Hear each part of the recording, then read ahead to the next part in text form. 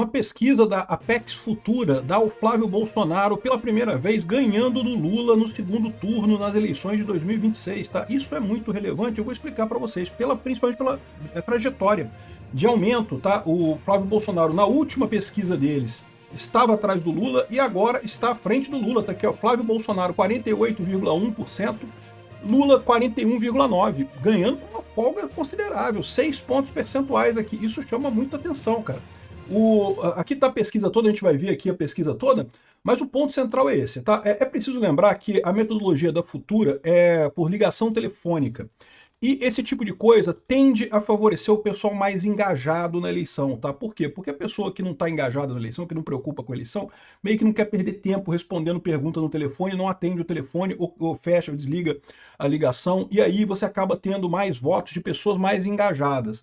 E vocês sabem, a direita é mais engajada que a esquerda. Por isso que pesquisas como a Futura, a Apex e algumas outras similares acabam tendo um resultado que parece favorecer mais a direita do que a Quaest e coisa e tal. A Quaest também é porque faz aquele negócio de dar uma ajudazinha pro Lula também lá na metodologia, né? A gente sabe como é que funciona isso.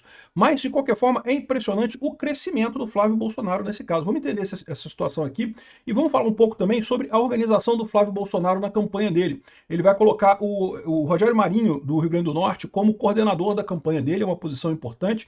O Rogério Marinho estava cotado para ser governador do Rio Grande do Norte, ia ganhar com muita folga lá no Rio Grande do Norte. No entanto, ele vai ser o coordenador do Flávio Bolsonaro. Uma coisa curiosa, porque parece que ninguém quer assumir o Rio Grande do Norte, né? A Fátima Bezerra pediu renúncia lá e o vice não quer assumir também, e o presidente da Câmara não quer assumir também. Rapaz, o que está acontecendo? Qual o tamanho do buraco que o PT está deixando no Rio Grande do Norte, né? Eu sou Peter Turguni e essas notícias foram sugeridas por O Vasco Perde para Janja, sugerido pela Esquerda Desesperada e várias outras pessoas. Obrigado aí ao pessoal que sugeriu notícias lá no nosso site, no visãolibertaria.com. E obrigado a você que está assistindo o nosso vídeo. Se você gosta do nosso conteúdo, por favor, deixe o seu like e se inscreva aqui no canal, né? Então tá aqui, ó. Flávio Bolsonaro vence no segundo turno contra Lula de pesquisa. A primeira pesquisa que a gente vê aqui uma folga do Bolsonaro muito grande, 6,2 pontos percentuais em relação ao atual presidente, tá? Bom, a pesquisa toda tá aqui, mas tem aqui, faz pesquisa de primeiro turno. Não é pesquisa de primeiro turno, de novo, vocês sabem, eu sou cético com relação a isso. Acho uma besteira, no final das contas, não quer dizer nada. A gente não sabe quem são os candidatos ainda. Dependendo de quem você coloque como candidato, você vai tirar voto de um, vai tirar voto do outro. Então não tem como saber exatamente como é que vai ser isso daqui, né? Mas no segundo turno, por sua vez, a coisa faz sentido aqui, ó. Intenções de voto para presidente no segundo turno. Então, tudo leva a crer, se você vê os resultados do primeiro turno, que deve ir mesmo o Lula e o Flávio Bolsonaro para o segundo turno. É tudo que tem a ver aqui, né? E no segundo turno, o Lula perde para o Flávio, que ao contrário da pesquisa Quaest, da pesquisa Atlas Intel e de outros que a gente viu, ele não está nem na margem de erro, está nem empate técnico com o número na frente. Não, aqui o Flávio Bolsonaro ganha com folga do Lula, fora da margem de erro, né? O Tarcísio também ganha fora da margem de erro, mas ganha mais apertado aqui, ó, já está quase na margem de erro. O Ratinho Júnior, o Ronaldo Caiado, eles ainda ganham do Lula, mas dentro da margem de erro. Então é empate técnico, né? Eu faço questão de ressaltar isso, porque quando tem as pesquisas a favor do Lula, fala só que Lula ganha tudo. Lula ganha tudo. Não, quando o Lula está na margem de erro. A última pesquisa que deu lá o Lula e o Flávio Bolsonaro, eles estão empatados, tecnicamente empatados. Numericamente o Lula está à frente, é verdade, mas na margem de erro, os dois estão empatados, né? Então aqui, essa situação aqui com o Ratinho e com o Caiado. Já com os outros, o Lula fica na frente. Então se for o Lula contra o Zema, por exemplo, o Lula contra o Eduardo Leite, com o Zema ainda é empate técnico, mas com o Lula à frente e com o Eduardo Leite, o Lula fica na frente mesmo com a margem de erro e coisa e tal, né? Eles também fizeram uma pesquisa aqui que eu achei estranha, eu não entendi muito bem por que eles fizeram essa pesquisa, mas eles consideraram a possibilidade do Flávio Bolsonaro disputando com o Tarcísio no segundo turno. Eu acho isso daqui altamente improvável, porque, né, a esquerda vai votar no Lula, né? Ou seja, não tem outra alternativa. Não. O Lula vai estar no segundo turno, não tem chance de um segundo turno Flávio Bolsonaro e Tarcísio, né? Mas o Flávio Bolsonaro está na frente também, ganha do Ratinho, ganha do Ronaldo Caiado, ganha do Zema e ganha do Eduardo Leite. Mas, assim, é uma coisa que eu não entendi muito por que eles fizeram isso, né? Vamos ver a pesquisa inteira aqui, porque eu acho que tem umas coisas interessantes aqui, né? Eles falam o tipo de pesquisa, é uma pesquisa com entrevista telefônica assistida por computador. Então, é uma pessoa que liga para você para falar contigo e tirar dúvida e vai seguindo um roteiro que aparece no computador ali para ela, né? Então, essa pesquisa é ruim? Não, não é ruim não, funciona muito bem. Mas qual que é o problema da ligação por telefone? Muita gente fala que é assim, porque nem todo mundo tem telefone, mas isso no Brasil não existe mais isso, todo mundo tem telefone no Brasil. Houve uma época no Brasil que se considerava que entrevista por telefone era elitista, que só pegava elite, porque realmente houve uma época na história do Brasil que só rico tinha telefone aqui, né? A gente não, vocês mais jovens não pegaram essa época. Eu peguei essa época. Eu lembro quando eu vendi um carro para comprar uma linha telefônica numa época aí, uma coisa absurda que era aqui no Brasil. Mas enfim, só que não é isso. O problema é que é chato você falar no telefone. E daí, as únicas pessoas que topam responder pesquisa por telefone são as pessoas que estão engajadas politicamente, o pessoal que está interessado com política, que quer fazer a sua opinião valer no final das contas. Elas estão dispostas a perder uns minutinhos ali respondendo coisas no telefone para fazer a sua voz ser ouvida, né? Então, só que isso acaba gerando um desvio nos dados, acaba favorecendo mais a direita, porque como todo mundo sabe, a direita é mais engajada que a esquerda. A esquerda é composta por um monte de gente que cai no papo da Globo, mas que na verdade não está preocupado muito com política, não está interessado em nada. Se parasse para pensar, perceberia a roubada que é votar no Lula, né? Enfim. Aí tem aqui a avaliação do Lula, tá ruim pra caramba, né? A avaliação dele, 48 desaprovando, 33 aprovando o Lula. Aqui também, aprova e desaprova o presidente também, 53, 43, muito pior do que as outras pesquisas, né? E você vê aqui avaliação de governador. Os governadores, ao contrário, parece que estão bem, tá? Os governadores têm aprovação melhor do que desaprovação, né? E aqui, ó, esse gráfico aqui eu acho que é o mais importante, tá? Porque na última pesquisa da Apex Futura, que foi feita em dezembro de 2025, há 30 dias atrás, o Lula estava na frente aqui, ó, olha só. O Lula estava na frente. Mesmo com todo esse desvio mais para tendência, mais para direita e coisa e tal, o Lula estava na frente na última pesquisa. E você vê aqui o crescimento do Flávio Bolsonaro significativo, que agora está bem na frente do Lula aqui nessa pesquisa, né?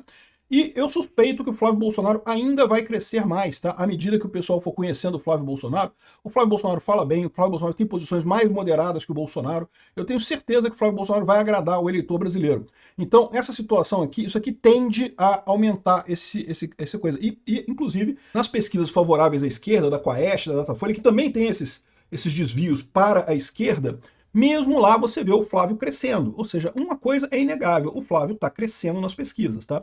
E está crescendo muito, né? Repara que ele subiu aqui de 41,6 para 48 e ainda tirou mais um ponto do Lula aqui, ou seja, mais uma vez teve um aumento aqui, tirou quase 10 pontos aqui de diferença do Lula aqui, o que é significativo, né? O Tarcísio também continua bem aqui, e aí tem os outros presidentes aqui, mas eu acho que é besteira ficar vendo esses outros presidentes, porque os outros candidatos, né? Porque vai ser o Flávio mesmo, não tem mais o que dizer, né? E com relação à rejeição, né? Eles colocaram aqui a rejeição do Flávio Bolsonaro, que é 43, alguma coisa aqui, que é muito menor que a do Lula. A do Lula é a maior de todas, 51% de rejeição. Então isso aqui é ótimo para o Flávio Bolsonaro. É verdade, os outros candidatos tinham rejeição menor, inclusive o Tarcísio tinha rejeição muito menor. Não tenha dúvida, é um problema, é mais fácil você eleger alguém com rejeição menor, mas o Flávio não tá ruim não, o Flávio tá bem abaixo aqui do resto do pessoal, então assim, a chance é muito boa nessa história, né? Outra coisa impressionante nessa pesquisa aqui, bem interessante mesmo, é a questão da Lava Jato. Fizeram perguntas sobre a Lava Jato, né? E o que acontece nesse caso? Com essa coisa toda do Banco Master, essa eleição tende a ser focada em corrupção. Olha que coisa, né? Os dois temas que estão mais em voga para 2026 é a segurança pública e corrupção. São dois temas que o Lula é muito ruim e que o Flávio Bolsonaro pode acrescentar bastante, né? Aqui, ó, entre as opções abaixo, qual representa o melhor que você pensa sobre Lula e a Lava Jato?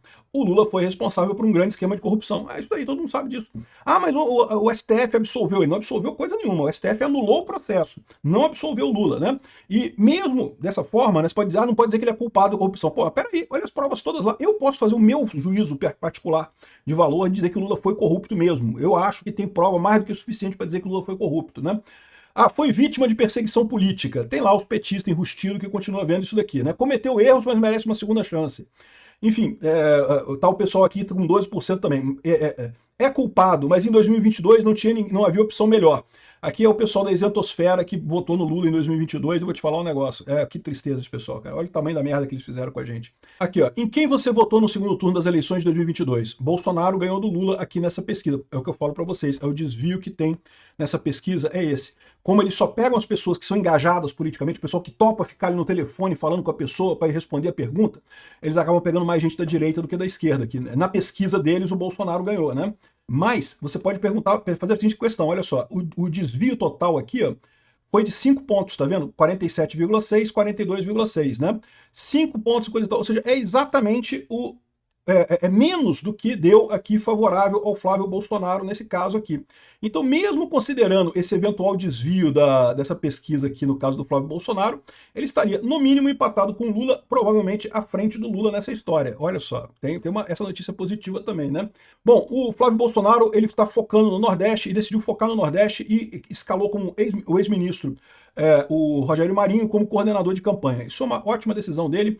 Eu só fico com pena porque o Rogério Marinho tinha a possibilidade de ser governador do Rio Grande do Norte. E sendo candidato a governador no Rio Grande do Norte para apoiar o Flávio Bolsonaro, ele daria uma grande quantidade de votos lá. O Rio Grande do Norte é um estado significativo lá do Nordeste, é importante, coisa e tal. Mas aparentemente eles decidiram essa opção, e eu acho que é uma coisa importante também. Eu tenho certeza que o Rogério Marinho vai ficar para o governo do Flávio Bolsonaro, vai apoiar ele nisso, né? E aí me chamou a atenção uma coisa, né? Porque o Rogério Marinho, ele praticamente ganharia o Rio Grande do Norte. Ele está muito bem nas pesquisas lá para ganhar, né? A Fátima Bezerra é a atual governadora do Rio Grande do Norte. Vocês sabem, a Fátima Bezerra, do consórcio Nordeste, daquele negócio de escândalo de corrupção, ela quebrou o Rio Grande do Norte completamente, né? Aí o que acontece? Ela decidiu sair do governo, né? Ela tem que sair até o final, até abril, né? Acho que é 8 de abril a data final, para poder candidatar ao Senado lá no Rio Grande do Norte, né? Só que o vice dela não quer assumir, não. O vice dela não quer também, não. Por quê? Porque o vice está sabendo o tamanho da merda que ela está deixando econômica lá no Rio Grande do Norte e não quer ficar com um pepino na mão nesse final de ano, né? Aí, ou seja, o vice já falou que vai renunciar. Ele vai renunciar também. Então, a Fátima e o vice renunciando deveria assumir o presidente da Câmara, né? Que é o presidente da Assembleia Legislativa do Rio Grande do Norte, né? Só que o cara não quer também, não.